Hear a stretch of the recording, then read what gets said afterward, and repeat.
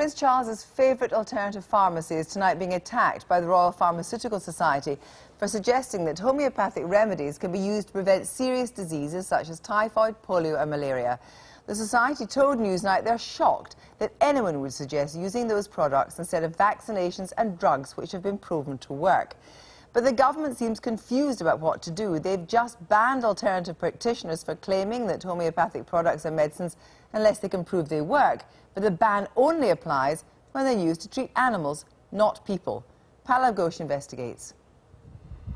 I'd always wanted to see the desert. It was my ambition to go to the Sahara. I mean, this magical place, the sea of sand, because it's so quiet and still. It's the only place in the world where you can hear the blood moving around in your ears.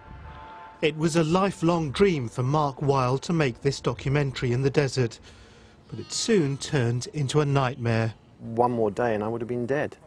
He knew he'd be going through an area where malaria was endemic. He ignored his doctor's advice to protect himself with anti-malarials. Instead, he took homeopathic remedies. He was soon struck down by severe malaria. It was like a survival drive. I knew I had to get home and I had to get back to the UK, otherwise I was going to die in Africa.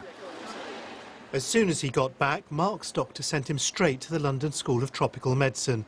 They saved his life, which he had endangered by ignoring his doctor's advice. We spoke to your doctor and he told you to take conventional anti-malarials. Why didn't you listen to him? I suppose I must have been a bit of an idiot.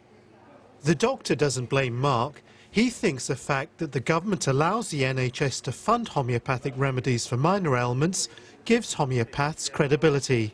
It's a waste of good NHS money because I think the evidence that homeopathic treatments work is zero. We wanted to find out if homeopaths are still recommending their remedies for diseases such as malaria.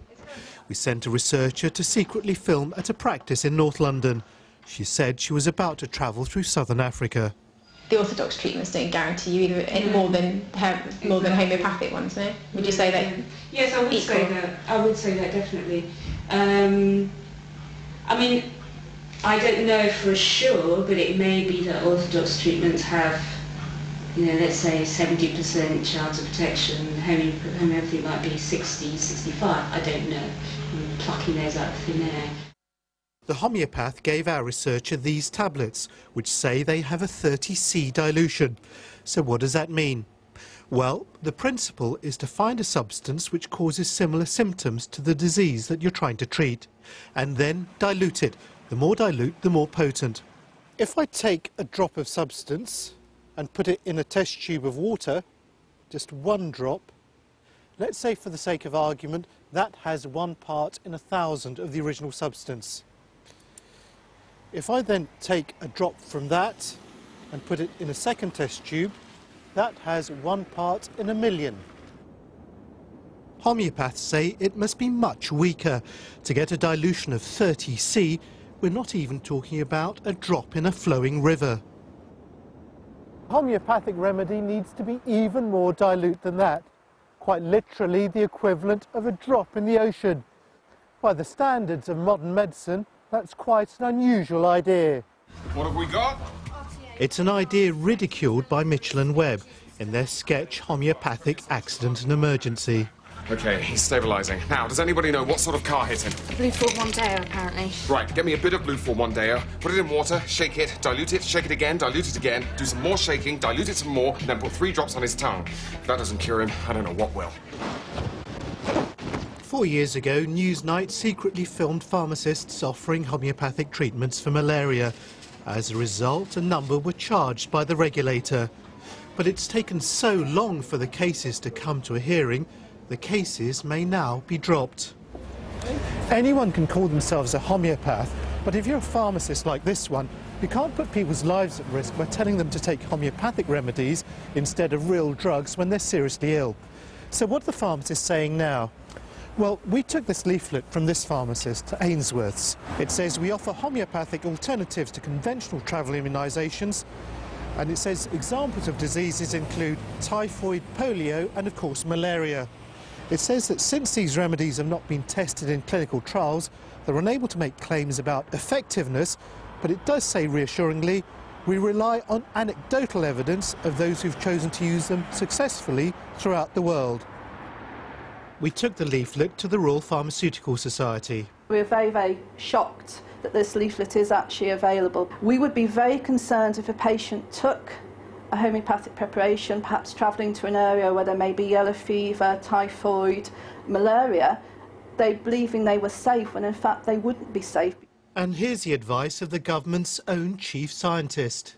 There is no scientific evidence to indicate that homeopathic remedies are efficacious, and the fundamental underpinning of homeopathy seems to me to be scientific nonsense. Homeopathy enjoys royal support, and remedies are available on the NHS. The medicines regulator, the MHRA, insists that drugs must be proven to be effective, except in the case of homeopathic remedies. I think it's scandalous because, you know, drugs should have to prove efficacy, and homeopathic treatments cannot prove that. And I just do not understand why the government or the MHRA, you know, goes along and licenses these products. Over Christmas, the government said if you want to use homeopathic medicines on animals, you have to prove they work, or you can't call them medicines. But that's still not the case if you want to treat people. Part of the government looking at regulating veterinary medicines have actually come out very strongly and said these preparations should not be called medicines, and this is a view we would actually agree with at the RPS. So we would ask the MHRA to look at this again and look at their view on licensing these preparations, and also call on the government to look at their use within the NHS. So could the tide turn against homeopathy? Currently, the Department of Health says patient choice is important, and the MHRA believes it can clamp down on abuses by licensing homeopathic remedies. But their critics say it's precisely this official blessing that's encouraging practices that are putting people's lives at risk. Palab Ghosh, well, to discuss the points raised in Palab's report, I'm joined from Exeter by the chairwoman of the Society of Homeopaths, Zofia Dumit, and here in the studio by the science writer Simon Singh. Zofia Dumit, first of all, do you think that homeopaths should be advising people who are going to countries where there's yellow fever, typhus and polio to rely on homeopathic remedies rather than proven drugs? No, I don't. The Society of Homeopaths, as the leading register for homeopaths in the UK, does not endorse the use of homeopathic remedies as preventatives for serious tropical illnesses, including malaria.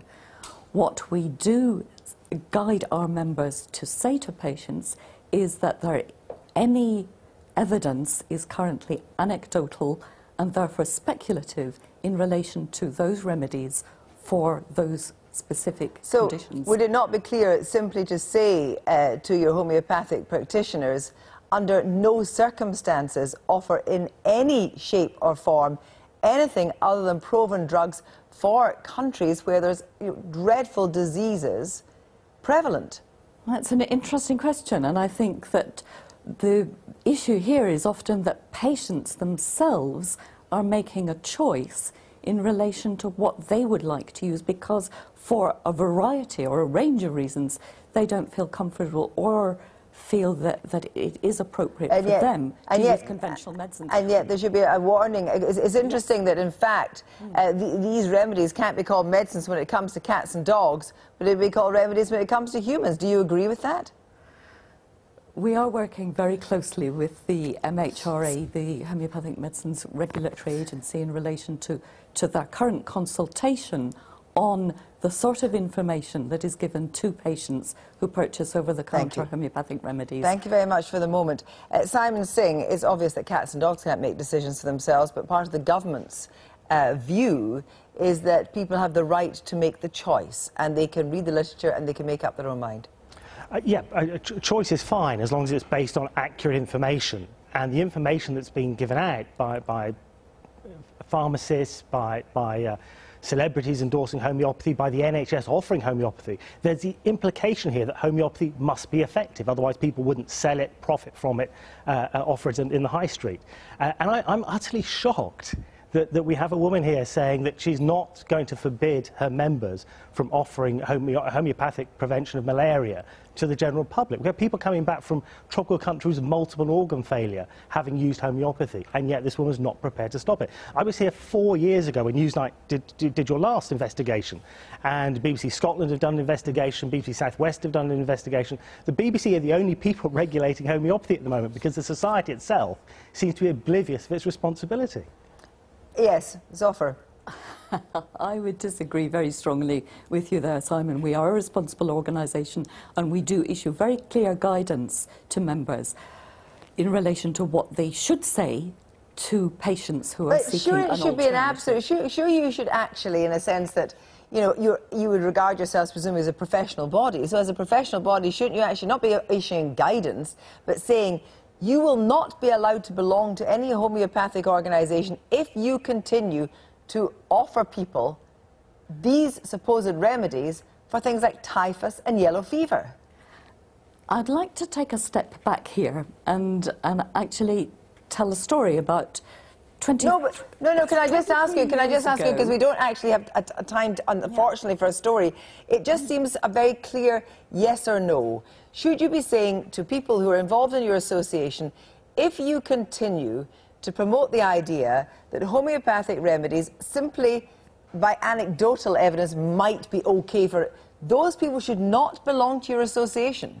We are very clear in the guidance that we offer our members, and should any member of the public wish to make a specific complaint about any information given by one of our members in relation to advice about using remedies for malaria or any other condition, we do have full professional conduct procedures in place. What do you think, Simon Singh, is a way of moving this forward, given that it looks as if there are not going to be any kind of court actions?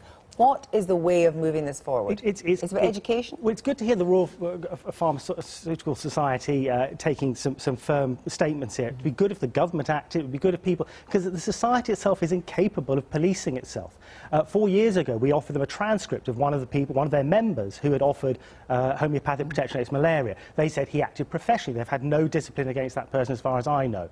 A friend of mine runs a website called Quackometer and made some complaints about the Society of Homeopathy. Instead of engaging with him and reflecting on him, they offered him a legal threat. Well, Zoffer, will, as a result of tonight's film, you investigate what we have said and what we have shown actually took place? It's not actually appropriate for the Society to investigate an alleged statement made by a member from an edited clip. So you're not going to investigate this? So you're not going to investigate this? What I would, and I have said, is that if that individual reporter wishes to make a complaint, then by all means let her come to the Society and we will put our full professional conduct procedures in place. I can absolutely assure you that that would be the case. Thank you both very much indeed.